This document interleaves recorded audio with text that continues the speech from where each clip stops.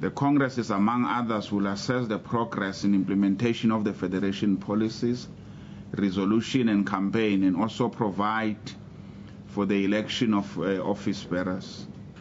Cosatu has appointed the Independent Electoral Commission to facilitate fair, free and transparent conducting of the election in all provinces. The Special CC recently has adopted the election guidelines and code of conduct to have a comrade as atmosphere prevailing in all the congresses. A schedule of the congresses have been released. We'll start with Limpopo on the 24th to the 26th of June, the Northwest on the 25th to the 27th of June, the Free State on the 26th to the 28th of June, the Western Cape on the 27th and 28th of June, also the Mpumalanga on the same date, 27th and 28th of June, KwaZulu-Natal on the 29th of June, of 29 to the 31st July, and the Northern Cape on the 24th to the 26th July, while Gauteng will be on the 3rd to the 4th of August. The Eastern Cape provinces' dates have not yet been confirmed. On the South Gauteng High Court judgment, this week we participated in the defending of the Constitution of the Federation and its decisions. We regret for being taken to court and characterized that as a wastage of workers' resources, time to do the workers' activities. These developments are geared towards building a powerful organization on the ground at all sides of our struggles. Cosatu should continue asserting its goals of a broader social justice, the delivery of service to our citizens, the construction of social welfare system, to ending inequality, poverty and unemployment, and eradicating of income gaps across all the sectors, and campaigning for a living wage for all workers in South Africa. The matter was heard before the acting Judge Mbongwe at the South Gauteng High Court, involving the urgent application made by the former Metal Workers Union of South Africa, which was expelled from the Federation. The High Court, as you may know now, ruled that this matter is not urgent, and it was dismissed with the cost. On the Special National Congress preparation, the coming Special National Congress will be held on the 13th and 14th July at Midrand in Gauteng. Will culminate in the deliberation on the unit and cohesion and the leadership within Cosatu. The preparations are underway with the discussion document being written for the attention of affiliates. The discussion document, among others, will be raising the epoch in the development of the unit of the Federation and the challenges facing the Federation. The Special Congress will be a necessary platform to take stock of the challenges and draw lessons to nurture a sound, vibrant, sustainable path to mobilize all working class formation towards a radical economic transformation in the current conjuncture. Cosatu Political Commission, formulated by all affiliates, will finalize all the format of the deliberation in the coming Special National Congress. On the Alliance Summit preparation, Cosatu is preparing towards the Alliance Summit to be held at the end of June 2015, to be attended by all the Alliance partners. Work is underway to deliberate on various socio-economic issues affecting the working class in South Africa. This is anchored around the repositioning of Cosatu towards the radical economic transformation. On the wage negotiations, we are now in the collective bargaining season. I call all sectors of the economy, and workers must use their collective power, the labor power, to fight for tangible benefits to cope with the rising cost of living. the communication strike at the MTN. Cosatu called for solidarity support with communication workers members on strike across all provinces. Cosatu has noted with regret the intransigent and arrogant attitude displayed by the communication network in South Africa, the MTN. Cosatu condemned the announced retrenchment by Telkom while the country is facing a crisis of unemployment. Cosatu will campaign against job losses with all the affected industries on the streets and in the various workplaces. On SAMU, we noted that the South African Municipal Workers Union has formally declared dispute with SALCA in relation to the salary and wage negotiations. The dispute came after 3 months or 3 rounds of negotiation, and SALCA has not shown any commitment of having this negotiation completed before the current agreement lapses. Cosatu reiterates its total support to the wage and other benefit demands of the municipality workers in South Africa. On the NUM, Cosatu noted that negotiation will resume in the mining sector and wish all workers well in making the decent work agenda practical. Cosatu wish all workers in the gold sectors well in fighting against the income inequalities. A living wage must be pursued without fail. On the public sector wage agreement, Cosatu is perturbed by the non-implementation of the agreed 7% wage increase for public sectors across the country and called for the Department of Public Administration and Services to honor the collective agreement. Workers have signed a 7% and nothing less.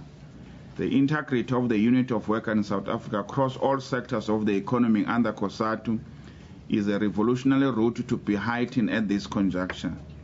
Genuine unity, genuine cohesion, and genuine leadership is sacrosanct. Finally, on the FIFA scandal, Cosatu knows that this matter is refusing to go away. The Federation has issued a number of statements in this regard, and we are calling all involved, especially those members of the LOC, to come forward and state exactly what happened or in their knowledge what has taken place in regarding to this scandal. It cannot be a matter that is left to the former Deputy President, Comrade Thabo Mbeki, and the Minister of Sport and FIFA. Our call is that there was a committee that was set up to address these particular issues, and each and every individual who participated, who may have known around this decision, must come out so that at least South Africans can be informed of what really happened regarding this particular matter. We have come to the reading of the statement.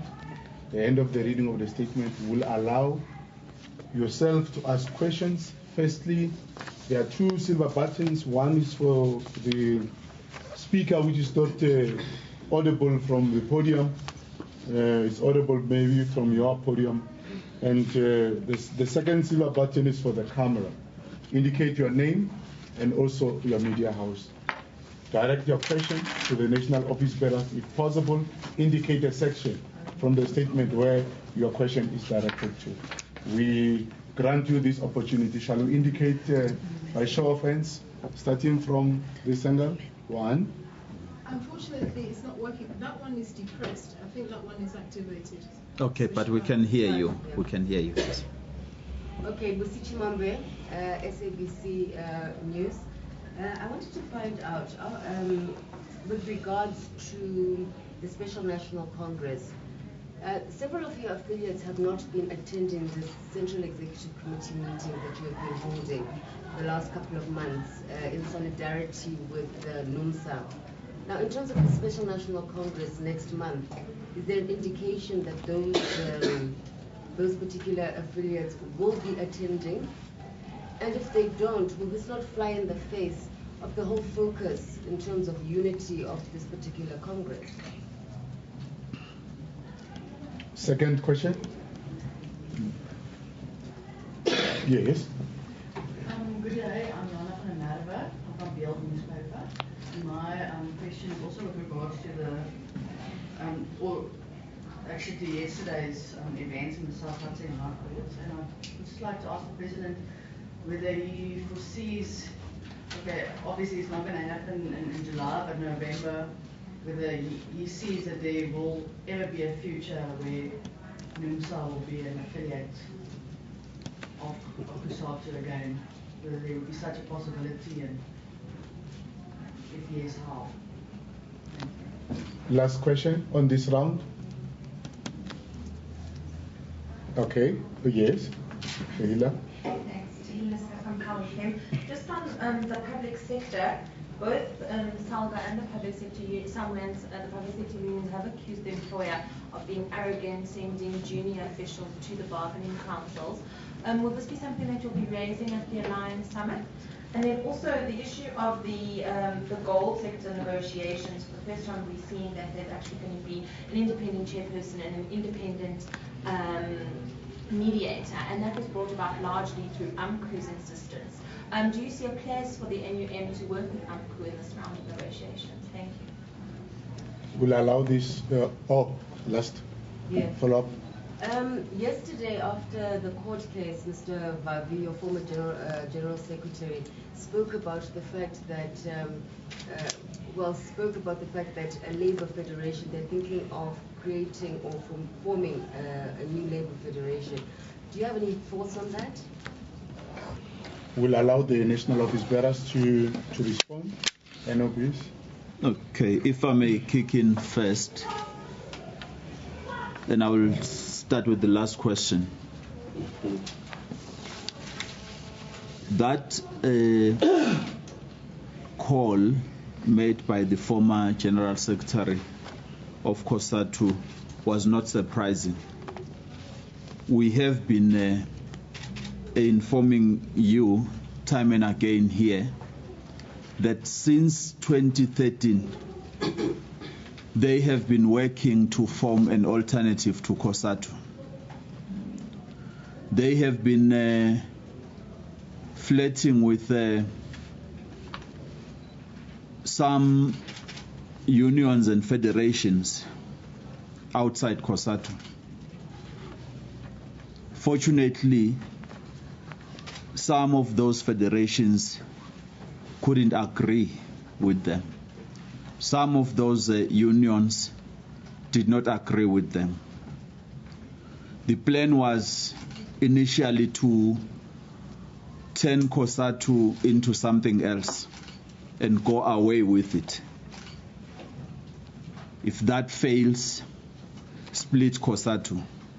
And you can observe that the trend as it unfolds has been benchmarked on the hope of succeeding to divide each Cosatu union,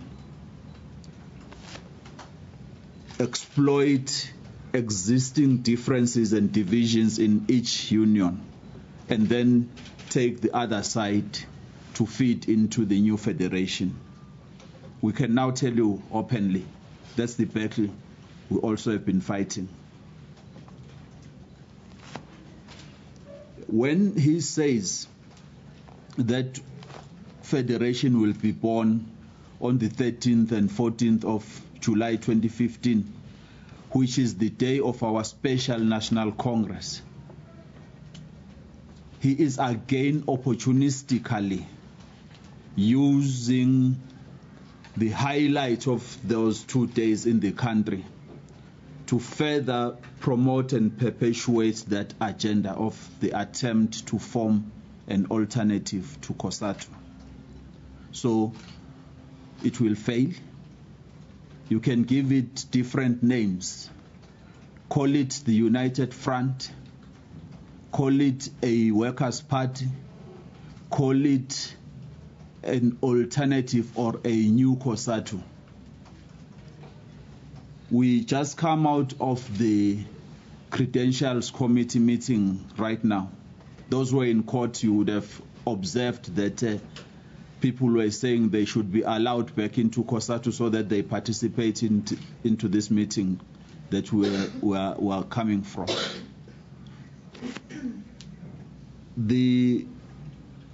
current official membership of the Federation without NUMSA stands at 1.9 million.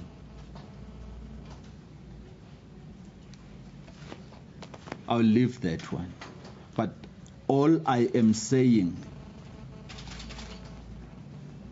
the attempt to form a new federation alternate to Cosatu has been the work that has been going on for the past 3 years. When we got them, which is exactly in 2013, where he was forced to confess that that's what he has been working on whilst he's being the General Secretary of Cosatu. So we're not surprised. We are ready. We think by now we can tell you that that's the battle that we will win. We're not saying they will not take a few of Cosatu members, not unions. They won't go with a single union of Cosatu, because there is no single union of Cosatu now until July this year that has a mandate from members to break out of Cosatu and form a new federation. NUMSA went to its own ordinary congress.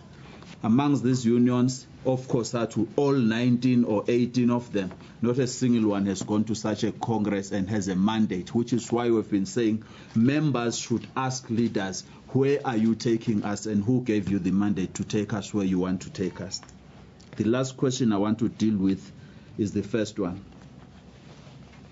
You are asking, Sisbusi, that will the unions that have been boycotting the Central Executive Committee participate in the forthcoming Special National Congress?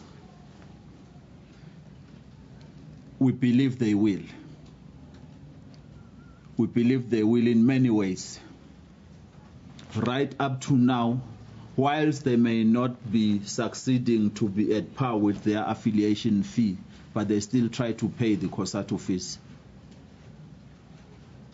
They still participate in Cosatu activities other than the Central Executive Committee here. But we believe so because they are the ones who have asked for that Special National Congress. They have been calling for it. They have gone to court for it. Yesterday, the decision by Judge Mbangwe has freed them. They are now free from the bondage or being the hostage of a former Cosatu union to participate in the Cosatu activities freely without being threatened, because as you hear NUMSA say and Vavi say, when he says the writing is on the wall for the new federation, that's a clear indication that he has decided to pursue the new life in a new federation. So these Cosatu unions are now free. We have been calling for them to come back. We still do so. We are in advance with the preparations for that Special National Congress. If they don't attend, it's not something that we will say we will be happy with. No, we won't be happy if they don't attend the Special National Congress. But the Special National Congress will continue. It will continue because Cosatu has positioned itself that Special National Congress will be the necessary platform to further do work on the unity and cohesion of the organization, where members now will be there.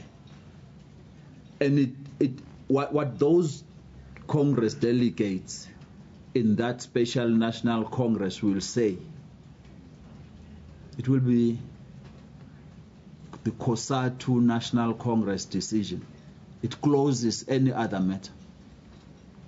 It puts Cosatu on a wave moving forward to carry on its duties.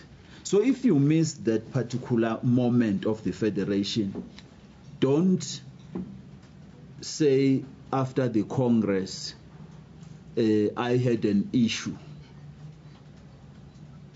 when that issue had to be discussed in that Congress. So we hope they don't do that. These comrades are here, that they are addressing you today elsewhere.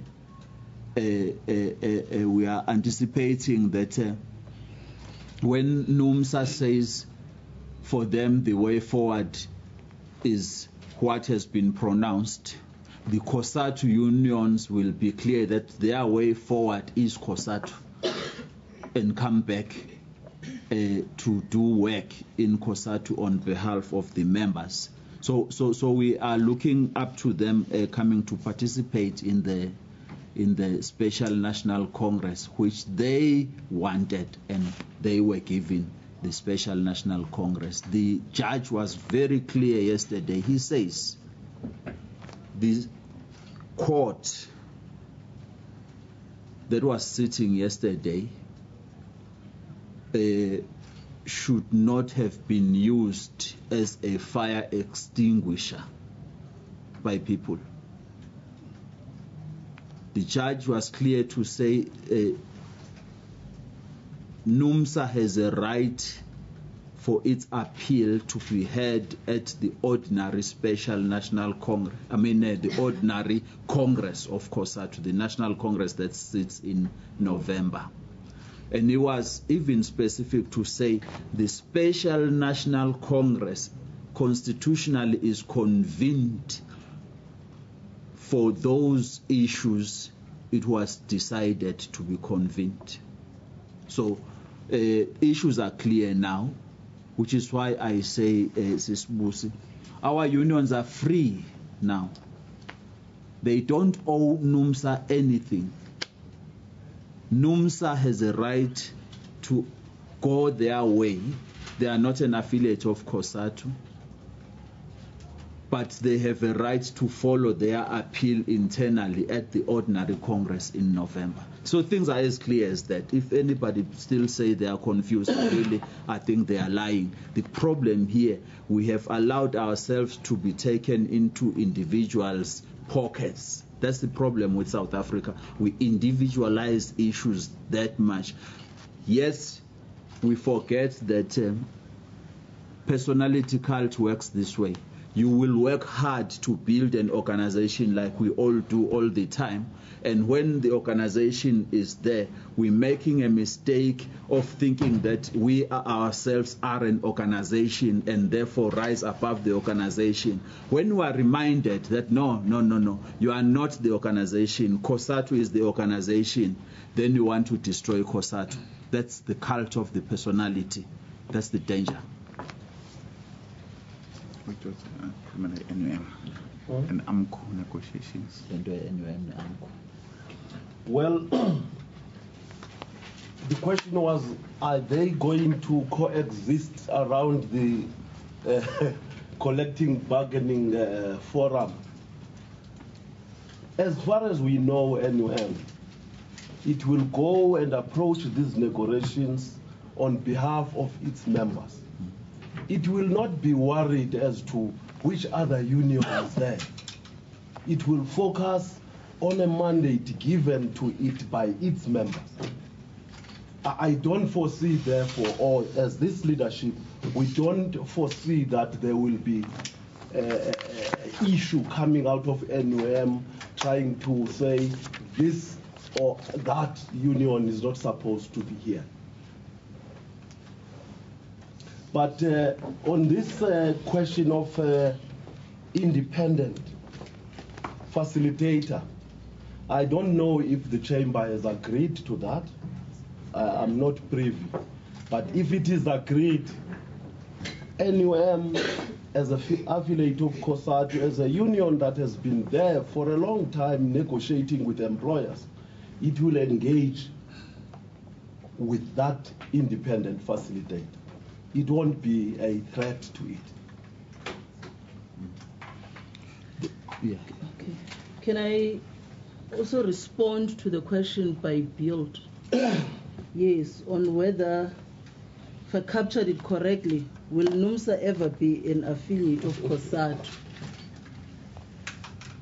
Well, I guess Cosatu cannot really give an undertaking with regards to that. As you know, NUMSA has a right to appeal in November in the ordinary Congress of Cosatu. Whether they go to that Congress and appeal, it is up to them. And I guess the General Secretary of NUMSA yesterday made it clear that after they have lost the court case, they are going to go back to their members and seek a mandate of where to from here. So Cosatu will be waiting for NUMSA as appeal in the ordinary Congress. But as for now, going to that ordinary Congress, the expulsion remains. So NUMSA is not an affiliate. Allow the ordinary Congress to make a determination. The National Office Bearers of Cosatu cannot respond to that in anticipation of what will be an outcome of the appeal in the Congress, if they do go to that Congress. So I think that's the fair response that we can give with regards to that. We cannot preempt what will happen in the ordinary Congress if ever they even go to make an appeal there. On the public sector and SALGA, and whether this issue will be raised in the alliance, we are currently now, because after this press conference we must go back to the Joint Socio and Political Commission. We're discussing the agenda items for the alliance and what Cosatu will be raising. And of course we must say, because I'm not going to say we'll raise it or not, but it is at the interest of Cosatu that this issue at the political level must also be addressed. I mean, for us, it is very strange that we were going to have technicalities after you would have signed, for an example, an agreement of 7%. Once workers have decided not to go and strike because there's a settlement, and bureaucrats in government go back and tell us about technicalities. We think we have been undermined, strongly so, and if a necessity arises that we should raise this at a political level, we should be able to do so in the interest of our members, because that's the only interest that we carry as the Federation, and those affiliates that are organizing in those sectors, SAMU and the rest of other public sector unions.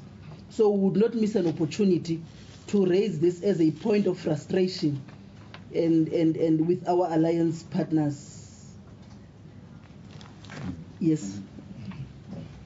We will take another round. We apologize for Koli. Koli, you are granted the opportunity to ask.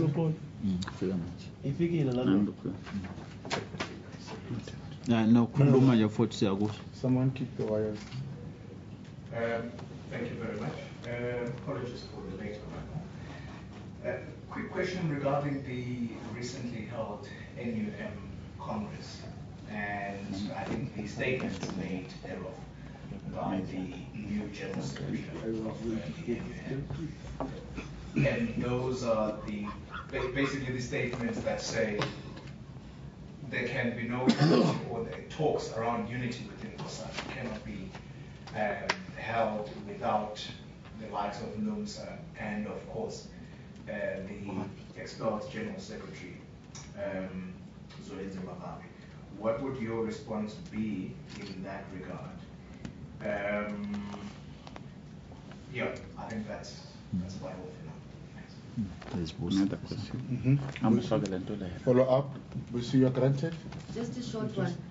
Can we conclude now, finally, that the ANC task team's intervention in Cosatu has failed? Then That's we fair. conclude that the ANC task team's intervention in Cosatu has failed. Okay. That's another hand. Oh, there's another Okay, one. there's another hand here. Granted. Yes, but can you just explain what the technicalities are that the government is laying out in terms of the of not implementing the 7% increase? Of a law? Last one. Final one. Yeah. Thanks, colleague. On the Congress floor, could there be a chance that someone raises the issue of leadership and whether or not there should be a vote in this regard?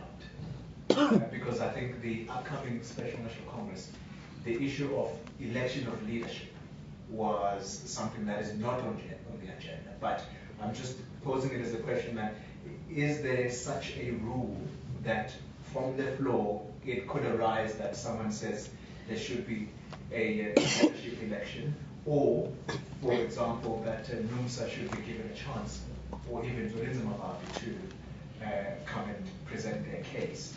Is there such a can such a scenario be allowed in that Congress? Okay, we're checking another hand. We'll grant the National Office Bearers to take us through the question posed. Okay, I'll just take two easy ones. I don't take the difficult ones. The technicalities.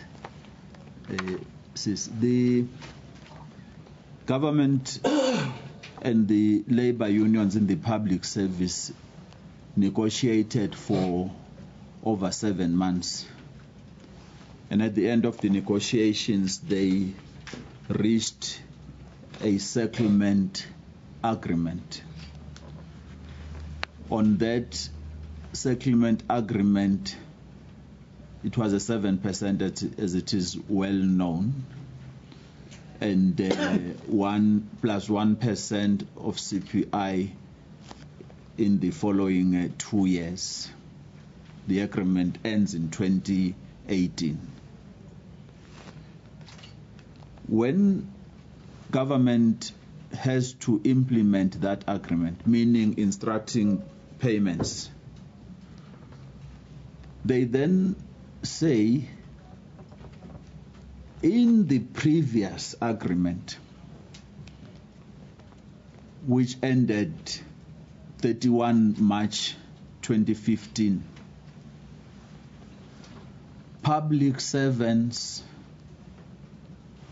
were supposed to have a reduction because inflation had gone down. Government omitted or forgot to implement that reduction because they say the agreement said if CPI is lower in that year, government will readjust the salaries down to mitigate that. So they say, no, we forgot to do that. We think, and that amounted to a 0.6%. I don't know how much is it in monetary terms. So they say, no, we're not going to pay 7%. We will pay 6.4% because the public servants owe us 0.6% from the previous agreement that they had signed and lapsed at the end of its life. The question is, who should take the fall for that? That's at the center. I'm not going to go even much deeper because that's a very, very sensitive matter that is between public servants being happy with their 7% and a catastrophe. Remember one day I said, avoid a catastrophe. So we believe as Cosatu that it is wrong it can't be allowed, actually it cannot be allowed that officials, as she says, because it is officials in Treasury and DPSA who literally misled their own employer. They keep something under the sleeve when they fail to push for a lesser settlement, and then they come with it later after they've signed the agreement, hoping they can recoup what they would have lost at the time. It's not acceptable. It's a recipe for a disaster. It cannot be allowed. It should not be allowed by any sensible person. The last question is the first question, Xoli. You go to Brixton with your cameras as we have them today. After the NUM has had a successful Congress, they go to report to members about the Congress decisions. And it's a weekend, a very easy day, members happy, enjoying themselves. And you prey on unsuspecting workers, man. Unsuspecting workers who sees cameras and decide to say wrong things because of the moment at the time. That's on a lighter note.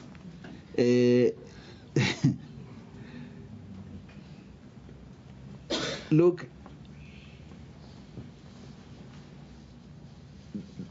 the NUM has got to be respected as an organization that has elected its leadership,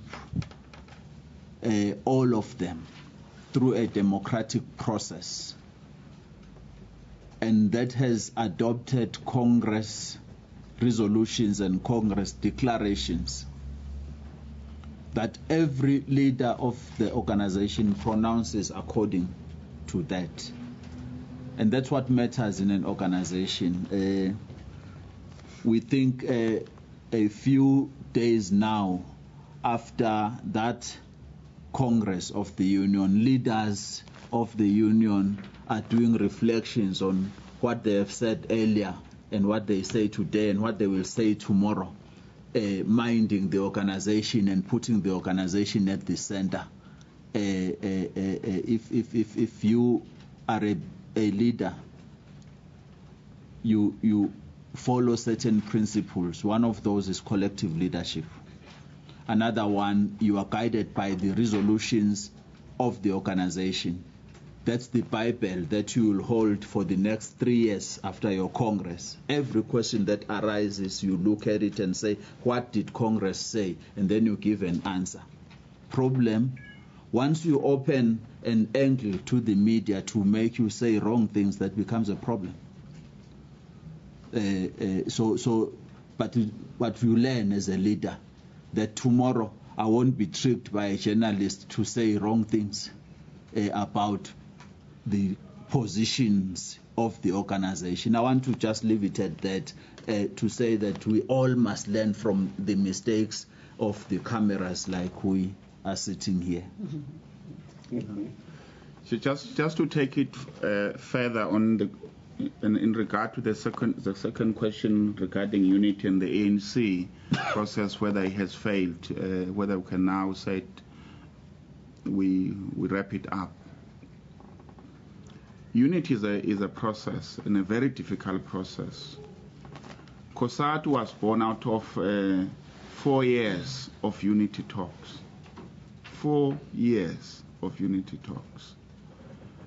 Not all those who started in the unity talks managed to run the race until to the end when Cosatu was formed. Others fell on the way and others joined on. And one of the federations that participated in there was the federation in which NUM was party to it.